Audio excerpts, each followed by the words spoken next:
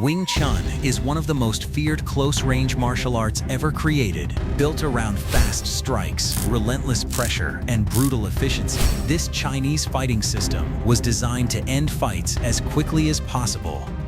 But here's the strange part. If Wing Chun is truly this effective, why do we almost never see it in MMA? Why are so many of its techniques banned inside the cage?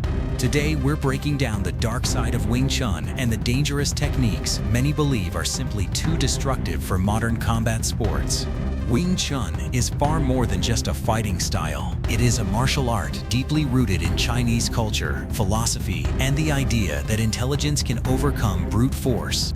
For centuries, Wing Chun has been passed down through generations as a system built not only for combat, but also for discipline, balance, and self-control.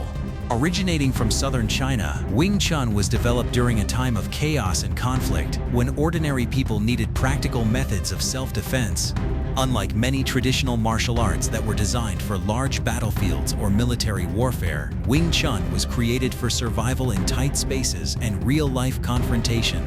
Its philosophy was heavily influenced by Buddhist and Taoist principles, emphasizing calmness under pressure, efficiency of movement, and the concept of using minimal force to achieve maximum effect. What truly separates Wing Chun from many other martial arts is its belief that skill, timing, and structure are more important than physical size or strength. This idea made the art incredibly appealing to people who wanted a realistic and intelligent approach to combat, rather than relying purely on power. Wing Chun eventually became famous across Hong Kong and mainland China through the legendary master IP Man, whose teachings would later influence one of the most iconic martial artists in history, Bruce Lee. Bruce Lee's early training in Wing Chun helped shape the foundation of his fighting philosophy before he created Jeet Kune Do. Decades later, Donnie Yen's portrayal of IP Man brought Wing Chun back into the global spotlight. The IP Man films introduced millions of viewers to the history, philosophy, and elegance of this traditional martial art, turning Wing Chun into one of the most recognized kung fu systems in the world today. So why is Wing Chun banned in MMA? First, you have to understand that many of its core techniques were never designed for sport. They were created for survival, and that changes everything. Unlike modern MMA, which operates under strict rules to protect fighters, traditional Wing Chun contains techniques specifically aimed at permanently disabling an opponent as quickly as possible. We're talking about eye attacks, throat strikes, groin shots, and direct joint destruction, techniques considered far too dangerous for sanctioned competition. One of the most infamous examples is the finger jab to the eyes, often delivered through fast trapping movements at close range. In real combat, even a single clean strike could cause blindness or irreversible damage. That is why eye gouging is strictly illegal under the unified rules of MMA. Even accidental eye pokes can instantly stop a fight and cost a fighter points. Then there are the throat attacks. Wing Chun practitioners are trained to target vulnerable areas along the center line of the body, including the trachea and neck. A direct strike or grab to the throat can crush the airway, making these techniques completely unacceptable inside the cage. But it doesn't stop there. Many Wing Chun kicks are designed to attack the knees and lower joints rather than score flashy knockouts. Oblique kicks, stomps to the knee, and side attacks to a planted leg can cause devastating ligament damage and permanently alter a fighter's career. Techniques aimed at the spine, back of the head, and groin are also heavily restricted or outright banned in MMA due to the extreme risk of catastrophic injury. And this is where Wing Chun becomes controversial. Supporters argue these techniques prove how effective the system truly is for real self-defense. Critics argue that if a martial art relies too heavily on illegal strikes, it becomes difficult to test under realistic MMA rules. One of the biggest misconceptions about Wing Chun is that it was ever designed for sport fighting in the first place. It wasn't.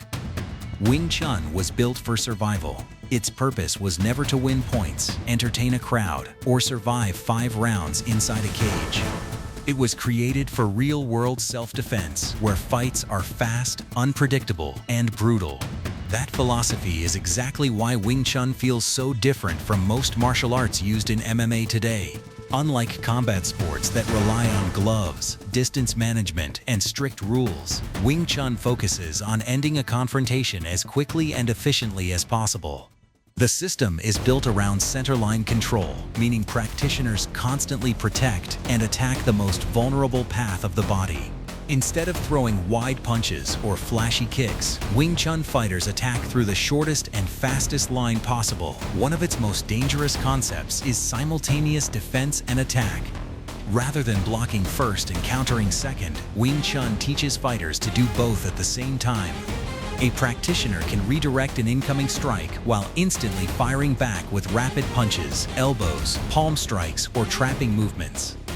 To an untrained opponent, the pressure can feel non-stop. Another core principle is constant forward pressure.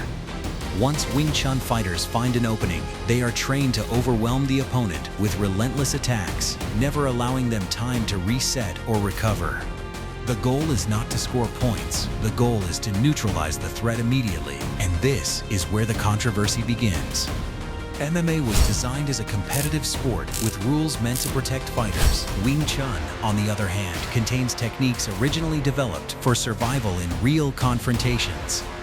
Eye attacks, throat strikes, groin shots, and direct attacks to joints are considered extremely dangerous and are banned under modern MMA rules because they can cause permanent damage.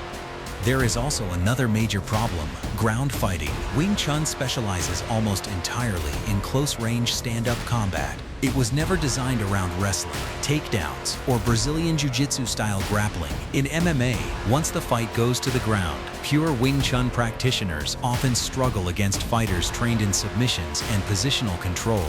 The training methods are also very different. Traditional Wing Chun schools focus heavily on reflex drills, sensitivity training like Chi Sao, and controlled partner exercises. While these methods build timing and precision, they do not always prepare fighters for the pace and physical intensity of elite MMA competition. That is why Wing Chun remains one of the most debated martial arts in combat sports. Supporters believe it is an incredibly effective self-defense system built for real violence. Critics argue that without adapting to modern MMA, it struggles inside the cage. But one thing is certain: Wing Chun was never created to follow the rules of sport fighting. Even though pure Wing Chun is rarely seen in MMA, some elite fighters have quietly borrowed parts of its philosophy and techniques. And surprisingly, it has worked. Tony Ferguson is one of the most well-known examples. His unpredictable pressure, hand trapping, and close-range control often resemble classic Wing Chun concepts. Ferguson has openly trained in Wing Chun and used its movements to disrupt opponents during chaotic exchanges. Anderson Silva, heavily inspired by Bruce Lee, also incorporated Wing Chun-style trapping and interception into his striking game. His calm timing, precision counters, and ability to control distance reflected many principles found in traditional Wing Chun. Then there's John Jones. His devastating oblique kick, aimed directly at the knee joint, mirrors the type of linear attacks often associated with Wing Chun strategy. It may not look traditional, but the concept is unmistakably similar. These fighters prove that while Wing Chun may struggle as a complete MMA system, some of its techniques remain extremely effective when adapted correctly. The truth is, Wing Chun was never designed to dominate MMA competition. It was designed for real-world self-defense, where survival matters more than scoring points or entertaining a crowd. Its techniques focus on ending a confrontation quickly through speed, precision, and relentless close-range pressure. That's why many of its most dangerous techniques are restricted under MMA rules. But outside the cage, Wing Chun remains highly respected for its practicality, efficiency, and ability to help smaller people defend themselves against stronger opponents. It may not be the perfect sport fighting system, but for self-defense, Wing Chun can be incredibly effective. So what do you think? Are Wing Chun techniques truly too dangerous for MMA, or would they fail against modern fighters inside the cage? Let us know in the comments below. And if you enjoyed this breakdown, make sure to subscribe to Fighting WOW for more brutal martial arts stories, legendary fighters, and hidden combat secrets the mainstream rarely talks about. Hit that like button, turn on notifications, and we'll see you in the next video.